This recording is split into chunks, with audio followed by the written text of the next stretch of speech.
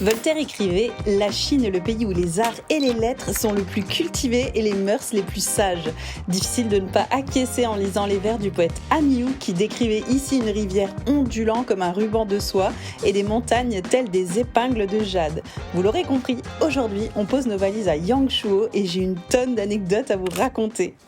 XE, Julie.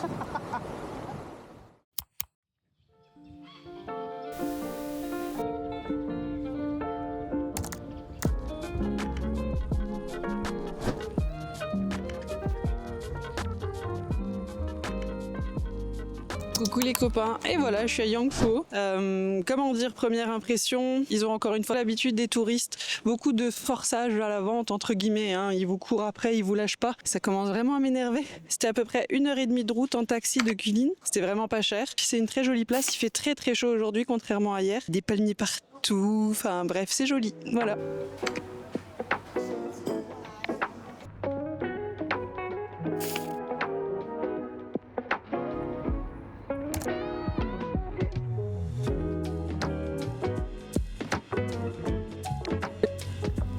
Fondée il y a plus de 1400 ans sous la dynastie Sui, Yangshuo s'est d'abord développé comme un territoire agricole isolé entre des milliers de collines au format typique. Ces montagnes, trop abruptes pour être conquises, ont protégé la région autant qu'elles l'ont façonnée. Il y a un McDo tout là-haut au fond, toujours bien situé. Faudrait que j'en fasse un à l'occasion. Pendant des siècles, Yangshuo vit loin des grandes routes impériales. Ici, pas de palais grandioses, mais des villages serrés autour des rizières, des familles paysannes, des minorités ethniques comme les Shuang et les Yao, et une vie rythmée par les saisons.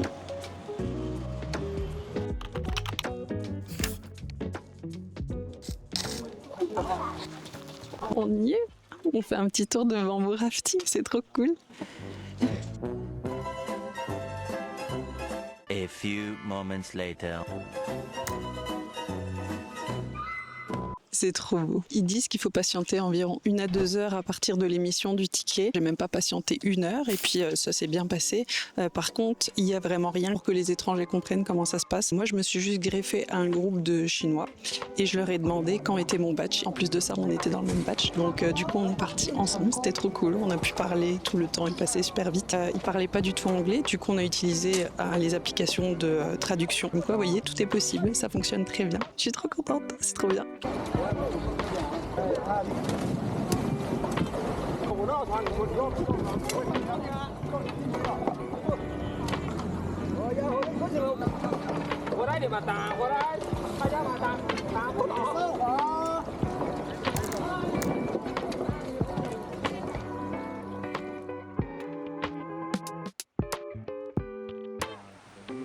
Et pouf, apparition surprise! Je voulais vous dire que j'ai créé un nouvel Instagram, juste ici, et il est uniquement axé sur l'Asie. C'est un compte qui est tout nouveau, j'en ai absolument pas fait la promotion. Donc voilà, je vous invite à me suivre, et n'hésitez pas à m'envoyer des petits messages pour me dire ce que vous aimeriez y voir, parce que je tâtonne un peu, mais en tout cas, accès Asie. Voilà, n'oubliez pas, likez, partagez, commentez, tout ça. Il va me falloir beaucoup de force et beaucoup de soutien pour les prochains projets que je vous réserve. Si vous me soutenez, ça pourra aider. Voilà.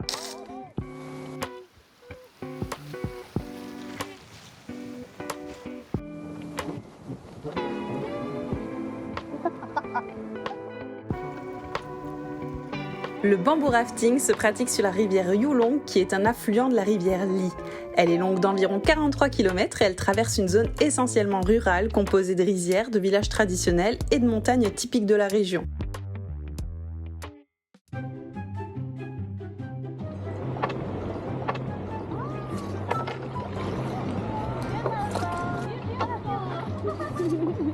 My gosh, they're so cute.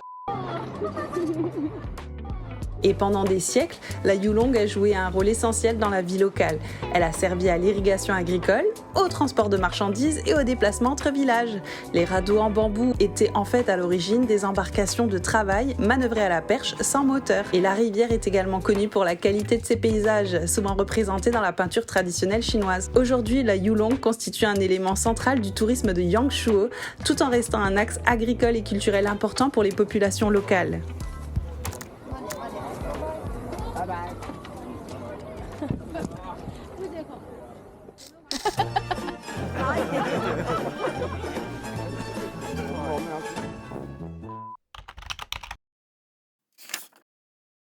le truc de dingue qui vient de m'arriver. J'attendais mon tour pour le canot. Il y a des gens qui m'ont expliqué un peu comment ça fonctionnait. C'était des personnes qui avaient un guide touristique. Moi, à la base, je pensais que c'était une famille, mais pas du tout. Pendant tout le bamboo rafting, du coup, on s'est un peu suivis.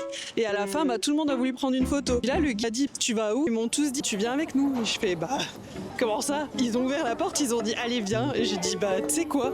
Allez. J'y suis allée. C'était un truc de dingue. Ils m'ont demandé c'était quoi la suite pour moi. Et puis, je leur ai dit, je vais à un spectacle. Et ils m'ont dit, quel spectacle? J'ai dit, je sais pas encore le nom. J'étais censée le réserver là après, avant que vous me kidnappiez. Du coup, ils ont rigolé et tout. Et puis voilà. En plus, le van, il était noir avec les vitres teintées et tout. Franchement, ils auraient voulu me découper, ils auraient pu.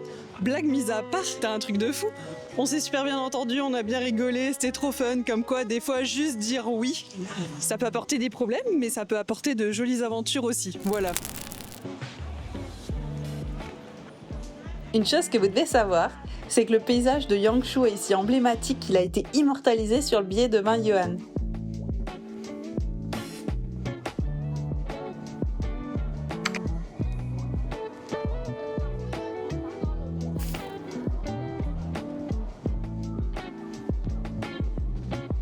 Je me suis pris un autre thé de cette marque. Celui-là, il est haricot rouge, jasmin. Mon Dieu, une pépite aussi. Je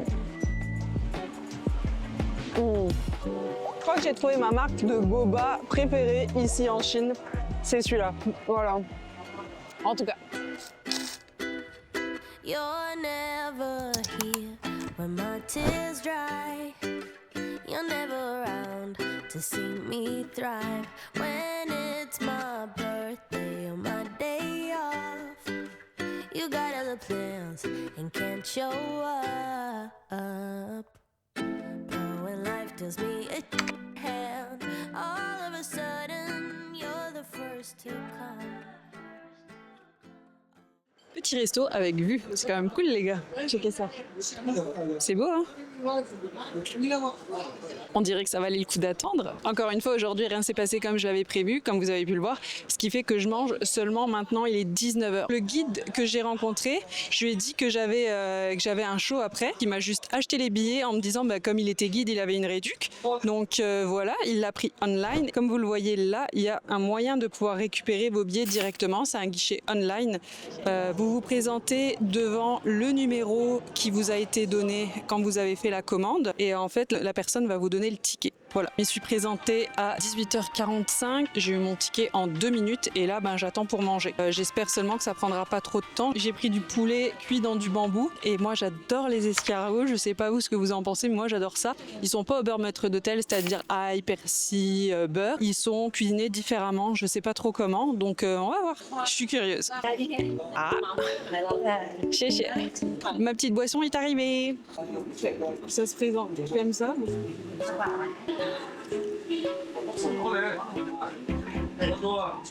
Ça en fait c'est du thé pour accompagner votre repas. Souvent dans les petits restos ils proposent pas de boisson. C'est pour ça que je vous recommande d'avoir toujours une bouteille d'eau dans votre sac au cas où. Bon les gars, faut qu'on parle. Moi j'ai commandé du poulet cuit au bambou, pas de la soupe de poulet cuit au bambou. Je suis sûre c'est trop bon mais jamais de la vie je peux avaler tout ça. Puis je suis en ligne avec maman. Voilà. Chéché. Wow. Chéché. Je vais te dire s'ils sont aussi bons que ceux en France. Tiens d'ailleurs j'ai un truc à te raconter. Il est où l'escargot? Ah là il y en a.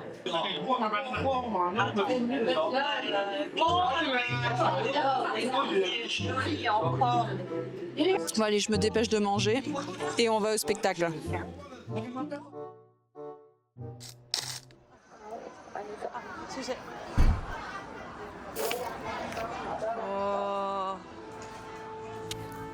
Ce qui m'a surprise avec ce spectacle, c'est qu'il raconte pas vraiment une histoire suivie avec un début et une fin comme les autres shows que je vous ai partagés.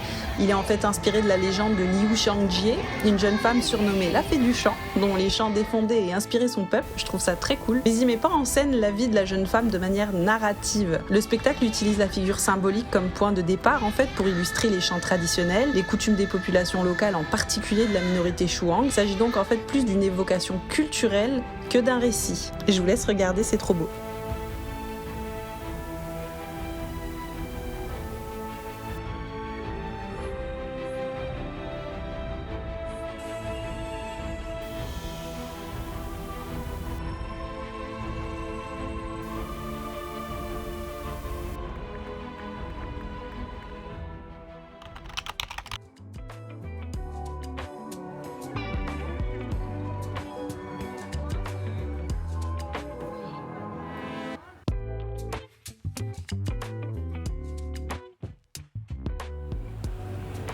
Elle m'a tuée, elle est sur sa valise. J'en peux plus. Le truc amusant qui s'est passé, donc j'étais au téléphone avec maman parce que forcément moi j'appelle ma maman pour lui donner des nouvelles, pour lui dire que tout va bien, que je suis encore en vie. Elle était super inquiète parce que déjà de un je pars toute seule et en plus de ça dans un pays où personne ne parle ma langue. Elle avait peur que je puisse pas la contacter, vous savez, du fait que le pare-feu chinois qui empêche du coup toutes les applications occidentales de fonctionner. Donc je l'avais prévenue que peut-être que pendant 1 mois et demi elle aurait pas de nouvelles. Et vous savez comment se font les mamans. Et j'étais en train de manger avec elle du coup, et là il y a un mec qui est sorti qui a voulu trinquer avec moi avec du lait sucré. Je ne comprends pas. Moi je suis pas quelqu'un qui boit de l'alcool, j'aime pas ça. Techniquement je sens tout de suite quand il y a de l'alcool, mais il y a certains alcools qui sont vraiment traîtres et des fois on les sent pas. Et en général le moindre petit coup d'alcool ça m'hérisse le poil. Là ça a été même très très bon, donc je pense que c'était juste une sorte de lait sucré. Il a trinqué plusieurs fois, on a pris des photos, des vidéos, gna.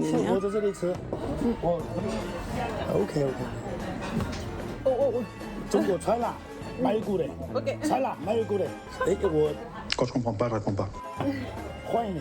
Et à la fin, quand ils sont partis, parce qu'ils sont partis un peu avant moi, c'était toute une tablée. Il est venu m'offrir le reste de la bouteille, donc c'était super gentil. Mais la bouteille, j'ai pas pu la prendre avec. Je suis déjà super chargée. C'était une journée riche en émotions. J'ai vraiment beaucoup apprécié le moment que j'ai passé ici.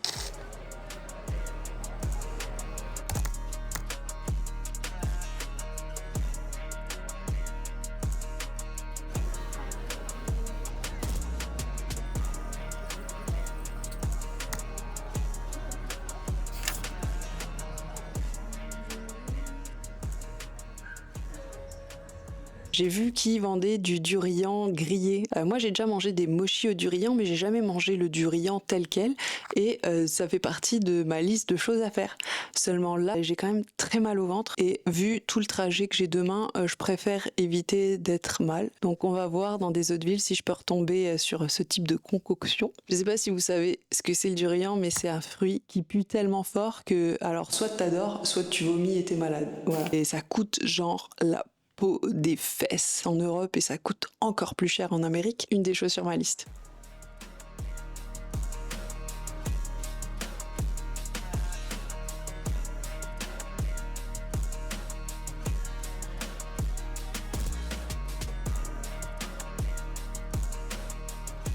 Je trouve que comparativement à certains endroits que j'ai pu visiter, il y a quand même pas mal de personnes qui parlent anglais à Guilin. Yangshuo en fait partie. C'est vraiment très touristique. Depuis que je suis ici, je parle de Guilin, Yangshuo, les deux ensemble. C'est là que j'ai vu le plus d'étrangers si on prend aussi avec Changjiajie. Mais ils parlent moins bien anglais à Changjiajie qu'ici. Demain, je prends le train pour Guangzhou / Canton. Je dois me lever à 5h, 5h30 du matin. Je sais pas pourquoi j'ai eu la présence d'esprit de demander à la réception si en fait il y avait des Didi aussitôt le matin. Ils m'ont dit non et le taxi faut le booker maintenant parce que sinon il y aura personne dans les rues. Ok. Je pense pas qu'ils aient fait ça pour facturer plus et que le driver en fait il reverse une commission à l'hôtel. Je pense pas qu'ils aient fait ça. Si ça vous est déjà arrivé, n'hésitez pas à le mettre en commentaire qu'on en sache un peu plus. Et voilà, j'ai passé un super moment. Alors Yangshuo, Guilin, j'ai adoré. Je pense que 2 jours à Yangshuo c'est suffisant. Moi j'ai fait une demi-journée, mais il y a des caves à voir, il y a un parc à thème romantique, donc avec plein de shows et tout. Je pense que ça peut être intéressant donc d'y passer 2 jours. La décision vous appartient, moi je vous pose ça là. Vous avez les infos, vous en faites ce que vous voulez. Ça sera tout pour ce vlog, j'espère que vous avez apprécié autant que moi. Il s'est quand même passé des trucs vraiment cool. Au spectacle, je me suis encore fait des copines. Mon carnet de numéros WeChat, il commence vraiment à devenir vraiment très long. C'est pour ce type de raison que j'adore voyager seule, pour la paix, mais aussi pour des jolies rencontres et des jolies expériences. Ouf, nouvelle apparition. Petit warning les copains, le comportement que j'ai eu là, autant ça a été une super expérience, autant c'est absolument pas quelque chose que je vous recommande. C'est des choses qui peuvent très bien se passer, mais également très mal tourner. Donc ça, c'est à votre propre jugement. Moi personnellement, j'ai accepté en ayant réfléchi aux conséquences que ça pourrait entraîner si ça se passait mal, et j'étais ok avec ça, parce qu'on peut réellement être vraiment ok avec ça. En tout cas, c'est une décision que j'ai prise en connaissance de cause et pas par naïveté. Mimou. C'est vous qui voyez si ça peut être sympa ou pas. Pour moi, ça l'a été. Pour d'autres, peut-être pas. Very dangerous. C'est l'heure du point budget. Alors, pour le transport, donc 40,33 €. Ensuite, pour l'hébergement la nuit, c'était 32,62 €. Pour la nourriture, on en a eu... Pourquoi je dis on? Pour la nourriture, j'en ai eu pour 22,63 €. D'activité, j'en ai eu pour 46,77 €. Ce qui nous fait un total de 142,34 €. C'est comme ça que le vlog se termine. J'espère que vous avez apprécié passer ce moment avec moi et puis les petits trucs et astuces que je vous ai donnés. N'oubliez pas de liker, partager, vous abonner, enfin tout ça. En attendant, moi je vous fais des bisous et je vous dis à plus. Bye bye. Got a lot of time.